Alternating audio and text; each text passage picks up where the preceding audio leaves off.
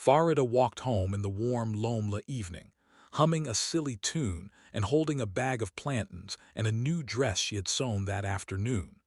She felt light, almost shy with happiness, as she remembered how Omar once kissed the top of her head under a mango tree. That memory still made her smile in a soft, nervous way. But as she turned into her street, the mood around her shifted. A group of neighbors suddenly stopped talking. Their eyes followed her, heads tilted in quiet judgment. Someone whispered a name she could not fully hear, but it made her stomach twist. At her gate, Mama Nawa stood with a stiff face, as if shaped by years of harsh weather. In a calm but loud voice, she told the others that Farida brought bad luck, that strange things happened wherever she went. The word cursed slipped from her mouth and seemed to settle in the air like smoke. Farida felt heat rush to her cheeks. It hurt in a sharp way she could not hide. Her hands, usually so steady when she worked with thread and cloth, began to shake as she reached for her gate. The neighbors kept staring, the silence stretching until it felt heavy enough to press on her chest. The lovely evening she had carried home with her vanished in a moment. She stood there, very still, trying to swallow a cry that felt too large, as if it might break her open if she let it out. Rumors spread faster than wind, and Farida felt each one as a small sting she could not escape. At the busy market on Tanga Street, she tried to act normal, placing her basket gently on the wooden stall, but customers pulled back as if her shadow carried danger. Some pretended to look at other things, others walked away without meeting her eyes. Even on the phone, people spoke to her with strange pauses and tight voices, as if they were afraid the rumor might jump through the line. The children in the neighborhood who once ran to her for sweets now copied the adults. They covered their mouths, whispered loudly on purpose, then laughed in that cruel way children do when they know they are being watched. Omar tried to make everything seem small. He squeezed her hand, called the rumors silly, told jokes that did not land, and tried to cheer her up by brushing hair from her face or nudging her playfully. He promised again and again that nothing could break them. Farida always smiled back, trying to match his warmth, but when night came she sat by the window where no one could see her and let her tears fall. They came slowly, quietly, as if they were ashamed to leave her eyes. Across the road, Mama Nawa watched everything with sharp attention. She sat on her porch with her arms folded, pretending not to care, but Farida could feel her gaze like a cold finger on her skin.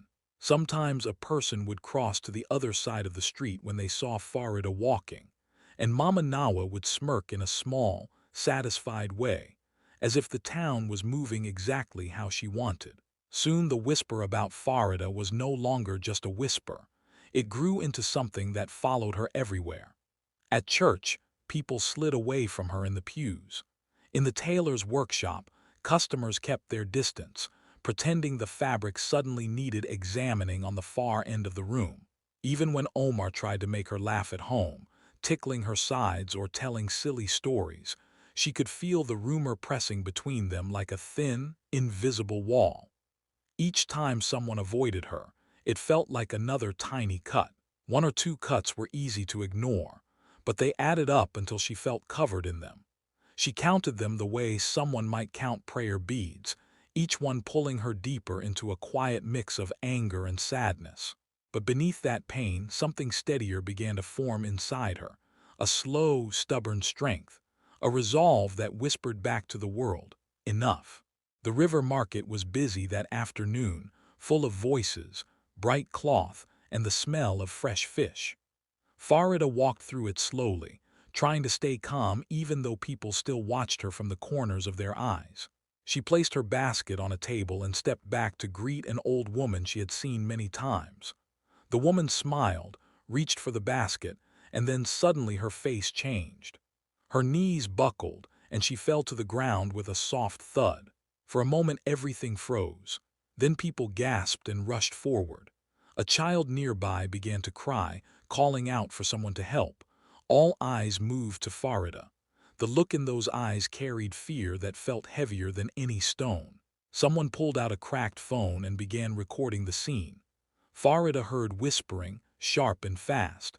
She heard her own name mixed with the word cursed. It spread like a spark on dry grass.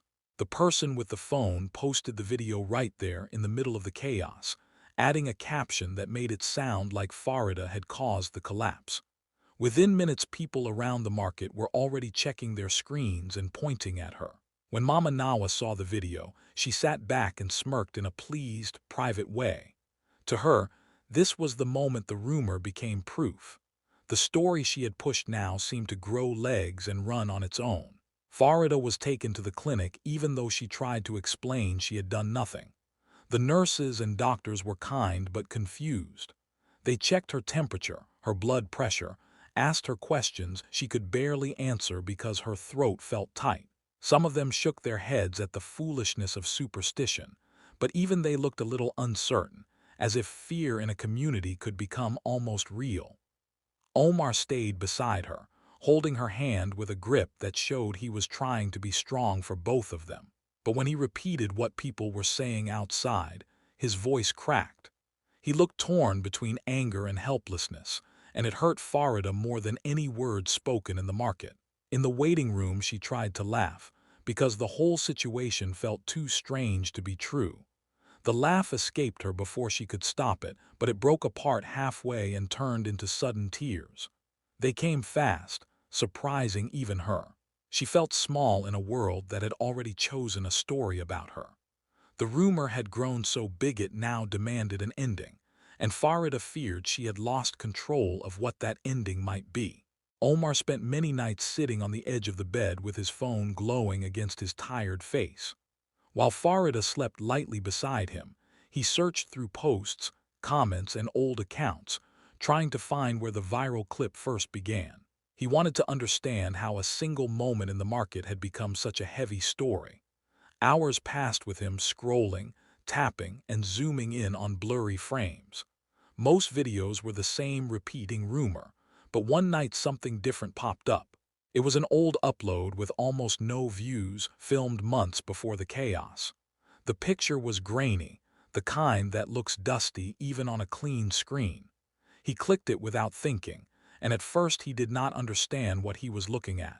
Then he saw Mama Nawa standing at a market stall. Her movements were small but sharp. She looked around as if checking whether anyone was watching, then slipped something tiny into a wet bundle of food. It was too quick to see clearly. Maybe it was a handkerchief, maybe a coin, maybe something else entirely. But the way she tucked it in told Omar it was not anything innocent. Right after she hid the object, she let out a short laugh. It was not a warm laugh. It was the kind of sound someone makes when they think they have fooled everyone. A chill ran over Omar's skin. He felt his heartbeat press against his throat. He rewound the video and watched it again. Then again. Then a third time. Each time the same uneasy feeling grew stronger. The clip did not shout accusation, did not point any clear finger, but it pushed a small thought into his mind, a thought he could not ignore. What if everything happening to Farida had been pushed along by someone's hidden hands? What if the curse rumor had been helped, shaped, planted? The doubt sat in him like a stone inside his shoe. It was small but impossible to forget. He kept imagining the sharp look in Mama Nawa's eyes and that strange, satisfied laugh. His chest tightened with a mix of curiosity and worry. He wanted answers, but was afraid of what those answers might be. When he finally closed the phone, his mouth felt dry and metallic. He sat there for a long time in the dark, staring at the wall, feeling the weight of a truth he did not yet understand but could no longer ignore. Omar showed the video to Farida as if he were holding something breakable. He sat beside her, his hands shaking a little, and turned the phone toward her. Farida watched the clip in silence. At first she let out a short, confused laugh, because it was hard to believe someone had finally found something that pointed away from her. But the laugh broke halfway and turned into a sob. She covered her mouth, surprised by how deeply it touched her that someone was standing up for her, that someone was willing to search, to fight, to keep looking until the truth appeared. It felt wonderful and frightening at the same time. When she finally calmed down, they talked softly about what to do. Shouting at Mama Nawa would change nothing. Fighting in anger would only feed the rumor. So they chose something slower but stronger. They decided to gather more proof. They went door to door asking neighbors if they had old cameras, forgotten phone clips, anything recorded in the last few months. Some people whispered behind doors and never opened them. Some peeked out, then shut the window. But a few stepped forward quietly, offering small bits of footage or short testimonies about strange moments they had noticed. These little pieces began forming a chain, each link giving Farida and Omar a bit more courage. They planned to show the video at the weekly market gathering where the whole community usually met. It was a bold idea, risky enough to make Farida's hands sweat, but she agreed. She was tired of hiding. She was tired of carrying a weight that was never hers. As the day approached, Mama Nawa watched them from her doorway like a statue. Her face showed nothing, but there was a tiny flicker in her eyes that looked like worry she tried to bury. She pretended not to care, yet she never looked away for long. When the market day finally arrived, people gathered under the umbrellas and wooden stalls. Omar played the clip on a small screen connected to a speaker. The footage of Mama Nawa slipping something into the bundle repeated again and again. People leaned in. Mouths opened. Phones were lifted to record it. The crowd murmured, then let out a burst of uneasy laughter, the kind that comes when people realize they were fooled. For a moment Farida felt a lightness she had not felt in months. But when she looked at Mama Nawa, the older woman's face did not soften. It tightened, turning sharp with something unspoken. And in that tense silence, Farida understood the story was not finished. It was shifting again, changing shape, preparing to move in a new and dangerous direction. The truth came out, but it did not bring the peace Farida hoped for. Instead, it stirred up something sharp and hidden in Mama Nawa. She stopped speaking to Farida completely, except for small, cutting acts that hurt more than open insults. When Farida went to borrow a cooking bowl, Mama Nawa shut the door without a word.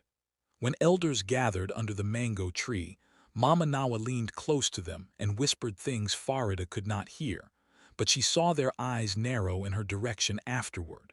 She even hinted that Omar was not loyal, that maybe he stood with Farida only because he feared her curse.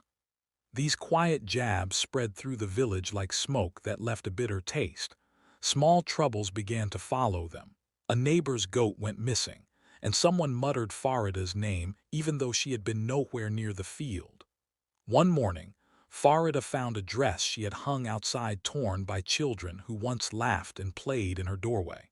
She picked up the shredded cloth with shaking hands, feeling the weight of how deeply the lie had sunk into people's hearts. Healing did not come gently.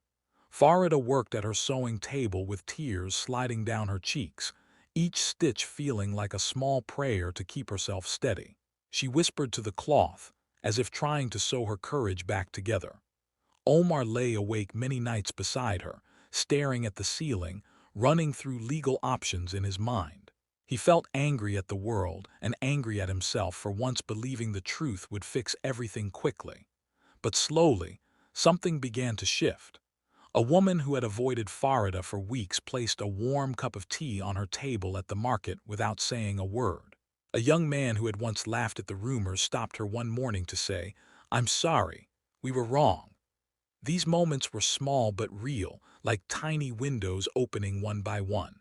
Farida and Omar learned that telling the truth had its price. It cost them their comfort, their quiet days, and their sense of safety. But it also weakened the fear that had ruled the village for so long. More people began to question what they heard instead of believing shadows. The change was slow, but it moved through the community like sunlight creeping across a dark room, warm and steady, showing faces that were finally willing to see clearly again. Rain fell hard that evening, hitting the roof in loud, quick beats that sounded like someone knocking over and over. Omar sat on the floor with an old phone he had almost forgotten about, a phone his sister once passed to their cousin. He turned it on just to check its memory, not expecting anything important. But as he scrolled, he found a folder hidden deep inside. He opened the first clip, and the screen lit up with a shaky video of Mama Nawa at a corner of the market.